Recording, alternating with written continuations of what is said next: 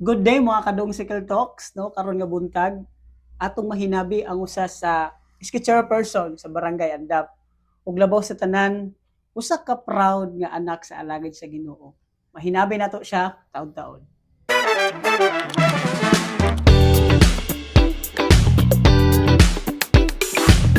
Once again, welcome back mga kadong Sickle Talks. Karon nga adlaw sa walay daghang langas, walay daghang langad-langan, ato nang welcome mga tuang honored guest karon nga buntag, Honorable Jeronel Bagtian. Ngayong buntag ya. Good morning dong, kumusta? Unsay Ah, gusto nimo tawagan dong para karon? kuan lang gud. Kuya niya. Koy, Dodong lang po. Dodong. Para mas kuan ba, comfortable ta Okay. mag Okay. conversation. Kumusta dong? Ako personally okay lang man, pero makabati usay pressure gani. Mga kakapoy kay tungod daghang kay mga dahay comply nga mga papel kag buhatonon sa SK ug sa bisag unsa ka panrebisyo sa barangay. Unang-una nagpasalamat ko sa imong pag-accept sa ako ang invitation. Kabalo jud ko nga busy ka labi na kay padulong ang December no kay Lagi. madayon na gid ang election sa Mm-mm. dayon na gid sa December mo nang salamat kay naa ka karon para at least mo no makahatag pug ka og giya no labi na sa diha sa pag-lead. Kay karon nga buntag usa sa ato ang isgutan is unsa gid ang kinabuhi sa usa ka anak sa alagad sa Ginoo or pastor's kid. So, first question is that unsay definition para sa imuha kung maingon ta og pastor's kid? Ang panguntahan ng sa definition niya no, sa ako personally unsa ang pastor's kid is di lang ka yano nga anak sa usa ka ginikanan. Mo lang kay dili ka yano nga anak sa usa ka ginikanan kay usa ka extension sa ministry ba, di ba? So para sa ako personally, minister si Papa, pastor si Papa sa Andap Alliance Church. Then ang extension ako ang ginabuhat no sa ministry ni Papa is pag-play sa drums, no? Pag-lead sa mga youth sa youth sa Andap Alliance Church ug uban pa. Lakbit na po diha ang pressure kay community based, culturally naagyoy sige natawag nato ani nga expectation ng mga tao sa imo ba. Usahay makatan-aw sila nga dapat inganim buhaton nimo dong, dapat perfect ka nga dapat wala kay buhaton nga mali. Pero kami mga anak sa pastor, shoutout sa mga tanang anak sa pastor diha kay nakabalo ko nga na feel jud ko ninyo no. Kami sayupon mi makaangkon gihapon mi or makasinati gihapon mi nga ma-down mi may mga problema. Pero gapaningkamot mi no, gapaningkamot mi kay gidala namo ang image sa among ginikanan. Di lang sa ginikanan kundi sa Ginoo.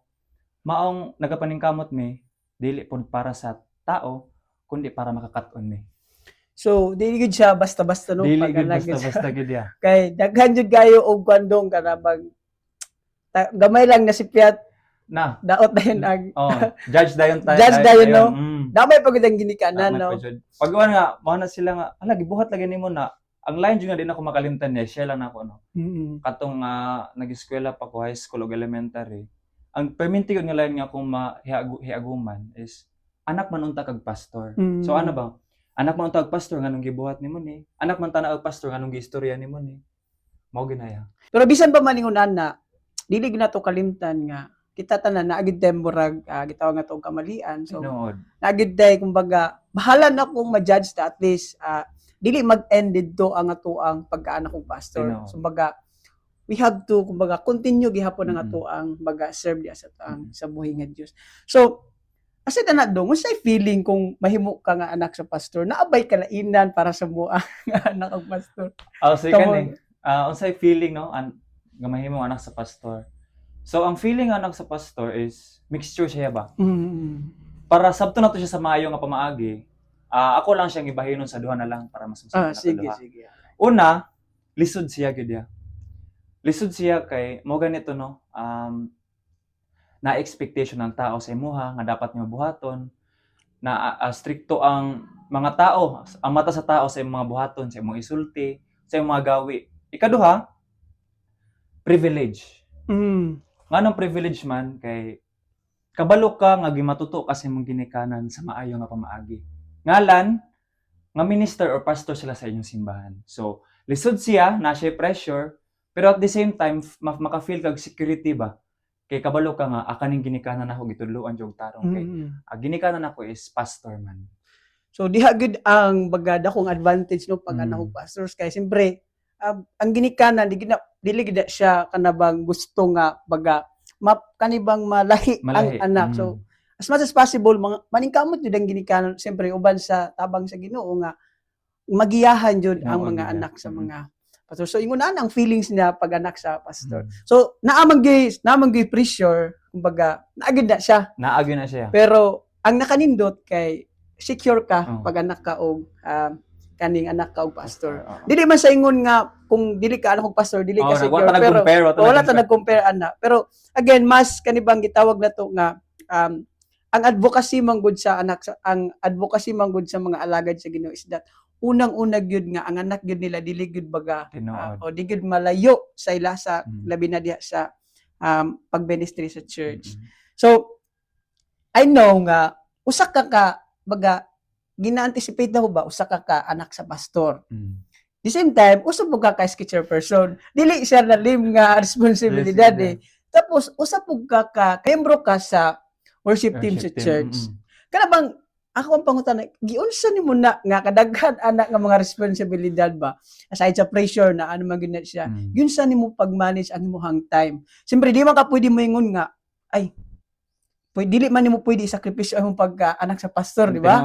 Kaya unang-una nagdako jud ka nga anak jud ka sa pastor bisan unsa saon. Wala pa ko na sketcher person. Wala pa ka na sketcher person. Anak na ka sa pastor. And dili po mo pwede nga ma-neglect pod ang pagka-chair person kay siyempre gituboy man ka sa katawhan. And hindi po mo ma-neglect ang imong pagka membro sa worship team sa church. Kay dako pod sa impact. Diyon sa nimo na dong. Dili na ko makon grabe ang responsibilidad. Sa mo ang pagka batanon. Bitaw yan, no? Okay po siya ang panguntahan na. Kay kabalo ko, daghan po makarelate po dati, no? Di lang siguro ako ang anak sa pastor nga nag-nervisyo or nasa hawanan sa kamulitika.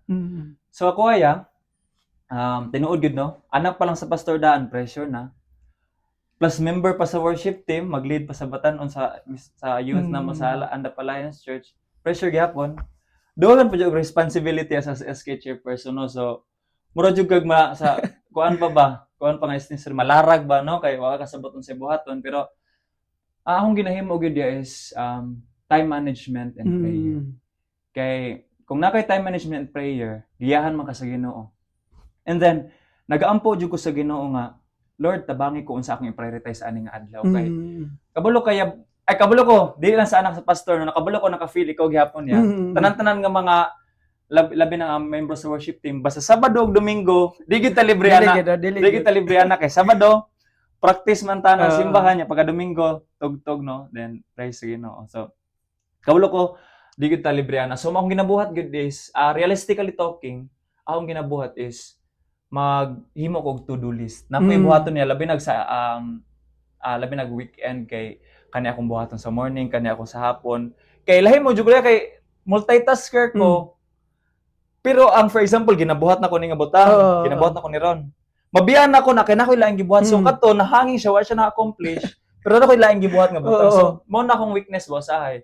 So ang ginabuhat is maghimo og to-do list then kung ma-accomplish na ko to usap ako mag-move sa uban. Nya akong gina-follow gid is akong life verse kana nga pangutanan nimo is sa Matthew 6:33. But seek ye first the kingdom of God and His righteousness and all these things shall be added unto you. No so ang iyong Ginoo nga unahon nato pagpangita ang gingharian sa Ginoo kay ang tanan igadugang kanimo. So mo yun no nga mas gina-prioritize yun ako tong unsa tong mas bugat no ginatimbang-timbang nako. Kung unsa tong sa akong kasing-kasing sa akong una-una nga mas bugat ba nga maalay or mahatag nako sa Ginoo. So mo diha gid ta makanak ko ba nga diha gid ang advantage pag naayog kay kanibang gitawag nato og kanang naagoy Dios sa mga kinabuhi ba kay. Amen. Siyempre, pag sa Matthew 6:33, unahon din nato magpangita ang gingharian sa Ginoo. Kay, I believe yun nga, pag giuna nato pangita ang gingharian sa Ginoo, we have to seek you first the kingdom of God. Kabalo gid ta nga, dili gid ta kana pasagdan sa Ginoo. Kana bang giyahan jud ta niya all throughout sa to ang journey sa kinabuhi. No, kanang grabe gid do, makada jud ko di gino ko imagine ang imuhang kan baga nag-imagine ko nga is chairperson, anak kong pastor tapos member pa sa kanibang worship Worship team. So, team. ingon na kadako ang imuhang responsibilidad. Sa imuhang kabatan-on, murag, nakala ka napasubo na ba ko ani? Pero dili po nato makaingon nga napasubo kay siyempre mo gid na ang bagagilaan sa Ginoo Purpose sa gid imuha yan. purpose Pero gid sa siya. gid din mga liken mo makaano jud Oo. mo yung na ano ba tong pinaso ko ano ba? So magka-question ka sa Lagi. pero again pag naagi wisdom ang Ginoo ni ana sa imuha. So please no diha nagagrow man pud ta. The more nga daghan og responsibility makaana jud ko nga the more nga mag-grow gud ang as a person as a person jud. Tinuod Siyempre yun. sa una unsa lang ko sa una? Mga yun. Magsunod-sunod Makita, ako sa inyo. Makita na ka sa palengke nga mo sige may gingon nga mo gini potential gining bataan ni. Mo sige may gun nga kani next nga ma-SK. So dili man ka musugot pero wa ta kabalo ba no? Pero ang disenyo sa Ginoo mo gid na ang disenyo para sa imo. So good for you gid na yun nana nga ko. So kani bang nabay siyempre SK chairperson ka. So naagnay mga ngalibang mga seminars, naagnay mga trainings no. So ninapog na sa kanang mga ligo tag dagat siyempre para pribilehiyo magid na sa usa ka kanibang public servant. Siyempre naagid na mga after naagid na mga party. So diha ba naabay mga panahon nga baga na compromise nimo ang imong pagka-pastors? Kung gipangunta na yan nga makompromise ang pastors kid tinuod na agad ya. Naagid. Nagi panahon nga makompromiso ang isa ka pastor's kid pinaagi sa kay ang hawanan sa pamulitika ya natural gyud nga makompromiso gid yung pagkatao kay ano man ana ay mga problema, ma-down ka, ginali mga temptations. Di gyud nato balikayan ang mga temptations. So ang ginabuhat ana para mas malikayan ako na makompromiso ako ang pagkaana sa pastor kay usay maka-feel mo kuya nga halalayo na ni sa prinsipyo sa simbahan. Kana ba? Halalayo na ni sa gitudlo sa akong ginikanan. No, pero good thing kay membro pa ta sa simbahan, anak pa ta sa pastor, Christian pa gyud ta. So kanang tulo is element or factor na siya nga makahunaw na dayon ta ba nga oy layo na ko sa prinsipyo simbahan, layo na ko sa mga gitudlo sa ginikanan sa ako. So ang ginabuhat ya is una mag-prayer jud ko. Alay ngani pa sa ko Ginoo. So kung mga nabuhat og tabangi og Ginoo nga dili ko maka-indulge o hiagom ato nga temptation. Then ikaduha, may utabang sa ginikanan. Mag-ask og advice, mag-ask og advice.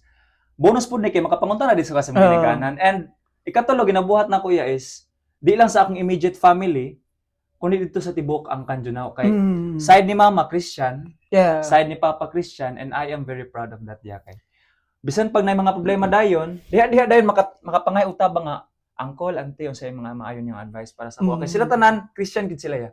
So katuno very advantage gyud nga Kristohanon akong mga pamilya kay diha dayon makapanguntan ako unsay matabang niyo ni mga advice niyo para sa ako ani. So makatabangan ko nila mamatuto ko nila spiritually yun.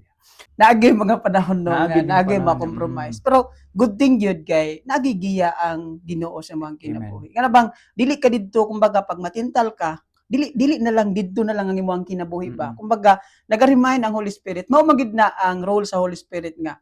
Oy, lahi na dili na layo na ka. So ang Holy Spirit mag-remind din na nga kan ka pasi na ka diha kay murag ipit na ka diha. So magud na ang makanak ko nga advantage gyud pag kana bang nakagamot ka diha sa pagpangalaga dunya labi na sa imuha nga imuhang mga nakasurround sa imuha ba ang imong pamilya nga mga Kristohanon gyud nya imong papa po siyempre pastor. Unsa imong mensahe dong sa mga kabatan-unan karon labi na sa mga anak sa mga pastor nga naga-engage og ganing politika. Unsa mo ang mahatag nga mensahe ngadto sa mga kabatan-unan?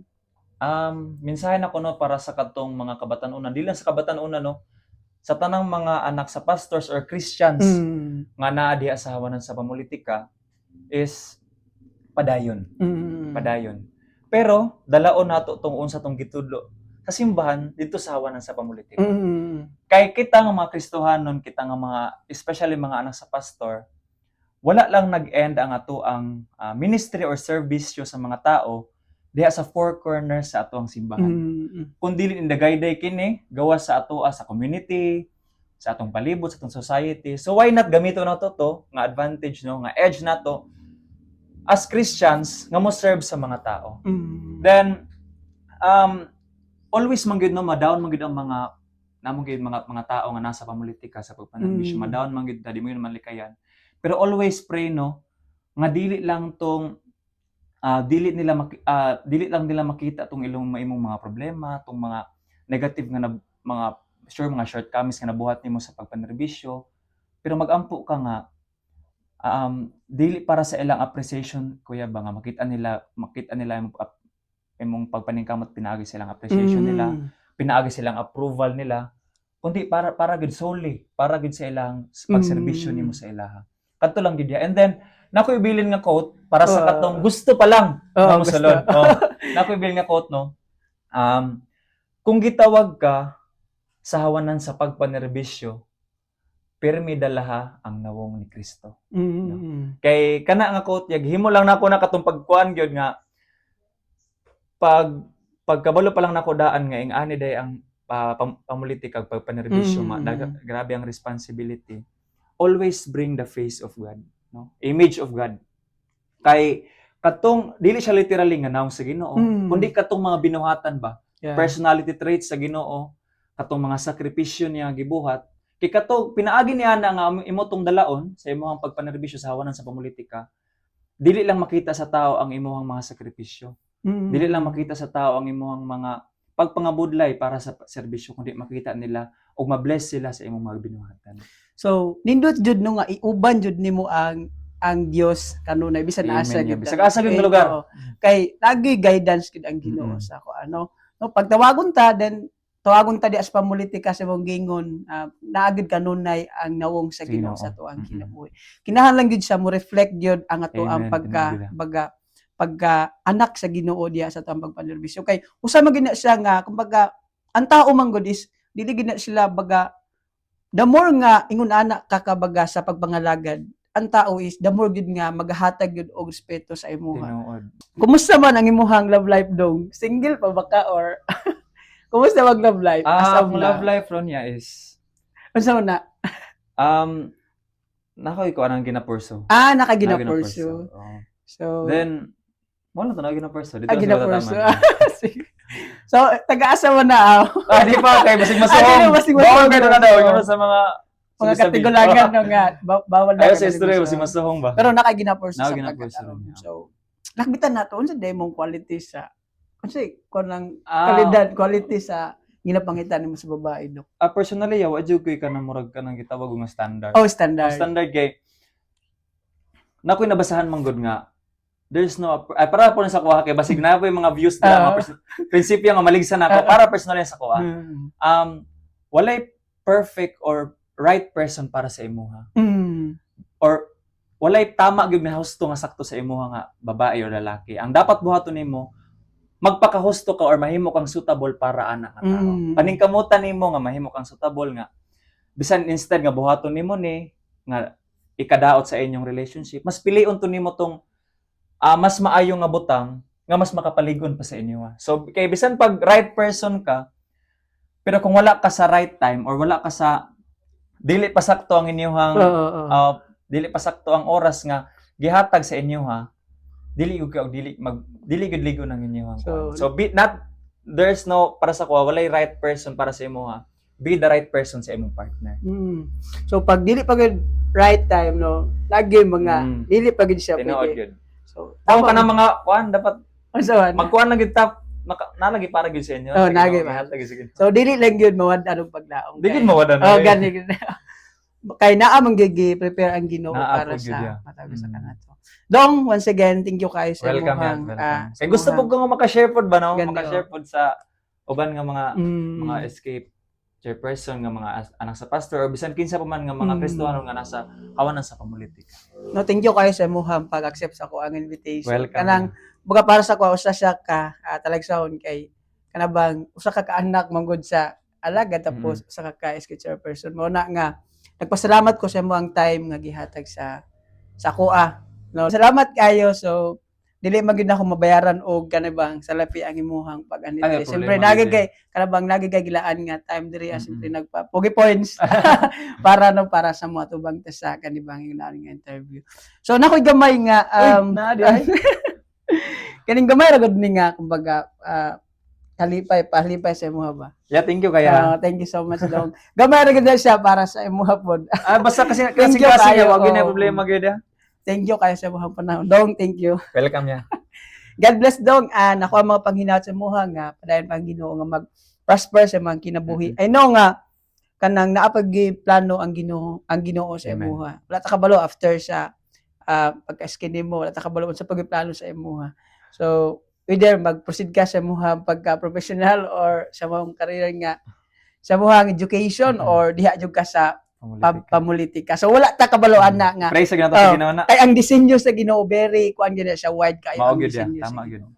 We have ang ato lang buhaton is ato lang siyang kumbaga embrace nato kung unsa gyud ang plano sa Ginoo then mga itag guidance sa to ang Amen. buhi gyud Dios. So mga kadong Secret Talks no, salamat kayo sa inyong panahon no. Usa ka mensahe karon nga hapon nga kanibang pag dili di ay kumbaga dilihad lang ang usa ka kanang anak sa pastor and the same time usa pod ka SK chairperson. So it's about time management lang yun. It's about sa pag sa to ang gugma or ang ato ang responsibilidad diya sa pagpanerbisyo. Kay most of the time ang good maingon nga ngano man na nga giapil man ang anak niya sa nganong moapil man na nga kuan na siya Mao gyud. kanabang pastor's kid na.